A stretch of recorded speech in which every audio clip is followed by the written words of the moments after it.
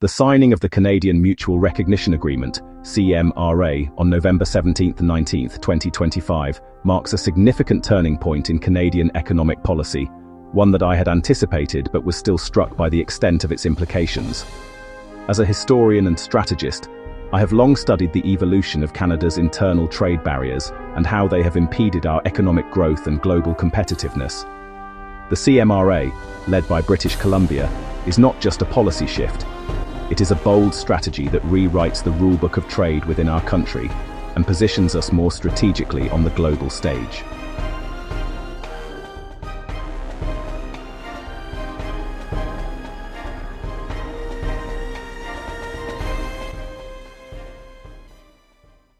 The CMRA is designed to systematically dismantle interprovincial trade barriers, allowing products legally sold in one province to be sold nationwide without the need for additional testing, certification, or regulatory approval. This sweeping change affects thousands of goods, though it notably excludes food and alcohol, perhaps indicative of the complex negotiations that preceded its signing. The decision to set this agreement in motion in December 2025 is strategic, coming as it does in response to the escalating US tariffs that have been imposed on our key exports, including steel, aluminum, and automobiles.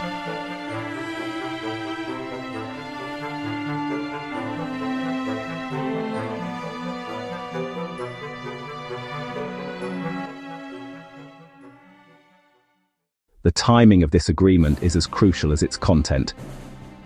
We have long faced US tariff pressures, which escalated to 25% on a variety of our goods starting from March 2025.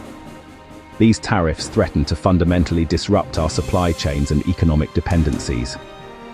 In this context, the CMRA serves as a defensive maneuver, a means of fostering domestic resilience and reducing our over-reliance on economic interdependence with the United States.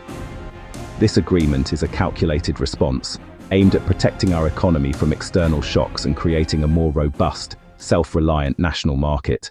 For Canada, the implications of the CMRA are far-reaching and multifaceted.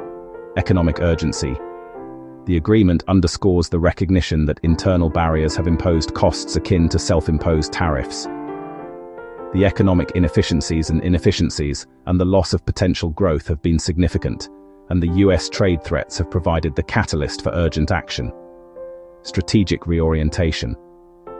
This initiative marks a shift away from the historical continental North American integration model, instead emphasizing domestic resilience and a westward-looking approach. There is a growing realization that maximizing Canadian resources and markets requires us to look inward and unify our domestic markets. Incomplete transformation. While the CMRA is a landmark agreement, it is incomplete. By excluding key sectors such as food, alcohol, and finance, there is a clear acknowledgement that future work remains. This suggests both the complexity of achieving full integration and the possibility of future expansions of the agreement. Measurable growth potential. The conservative estimates of annual economic gains range from $50 to $161 billion. These numbers are not just hypothetical. They represent a material offset to any potential contraction that might result from US tariff-induced impacts, offering a tangible path to economic stability and growth. British Columbia's leadership in this initiative indicates a decisive pivot in Canadian economic strategy. Rather than defending provincial autonomy through regulatory fragmentation, the provinces have chosen a path of unity. This unity is not just symbolic. It is a practical move to build a more efficient and competitive national market. The CMRA establishes a framework that, if successfully implemented, can lay the groundwork for deeper integration of Canadian services, labour, and investment markets. This reflects a fundamental shift in our economic structure, moving from fragmented provincial silos to a more cohesive and globally competitive national economy. The next critical step will be disciplined implementation. The success of the CMRA hinges on political commitment and the ability to resist provincial exceptions. Each province must be willing to give up some of its regulatory independence to achieve the greater goal of a unified market.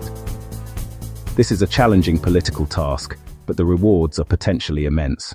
Moreover, the CMRA's success could pave the way for future negotiations and expansions, possibly addressing sectors like food and alcohol, which are crucial to Canadian markets and culture.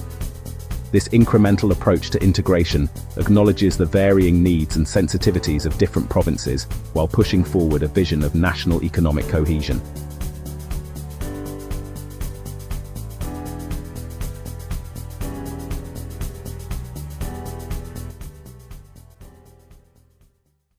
The CMRA is more than an economic policy. It is a statement about national identity and unity. In a world where external economic pressures can threaten national stability, Canada has chosen to strengthen its internal bonds. It is a testament to the potential of cooperation and a bold step toward ensuring that Canada remains economically resilient and competitive in the face of global challenges. As we move forward, the CMRA will serve as a foundation for building a stronger, more integrated Canada, capable of navigating the future with confidence and cohesion.